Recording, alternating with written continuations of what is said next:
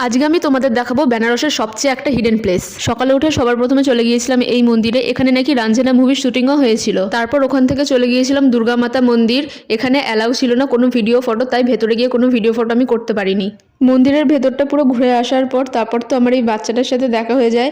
খুব কিউট লাগছিল ওকে দেখতে, তাই আমি ওর কটা ভিডিও তুলে নিয়েছিলাম। তারপর তো ওখান থেকে চলে গিয়েছিলাম তুলসী মানস মন্দিরে, আর এখানে ছিল রাম সীতার মূর্তি। আমরা তো অনেক কটাই মন্দির ঘুরে ঘুরে দেখেছি, কিন্তু সব কটার ভিডিও করা হয়নি। তারপর ওখান থেকে চলে গিয়েছিলাম সংকটমোচন হনুমান মন্দির, আর এখানেও সেম ভিতরে ভিডিও করা অ্যালাউ ছিল না। দেন চলে গিয়েছিলাম বেনারস কলেজ ক্যাম্পাসের ভিতরে নিউ বিশ্বনাথ মন্দির। তারপর তো ওখান থেকে বেরিয়ে খুব খিদেও পেয়ে গিয়েছিল, তাই খেয়ে নিয়েছিলাম একটা ডাবের জল। সবার লাস্টে চলে গিয়েছিলাম মানি মন্দির। এখানে ছিল অনেক কটা শিবলিঙ্গ একসাথে পরপর, তোমরা যেরকম দেখতে পাচ্ছ।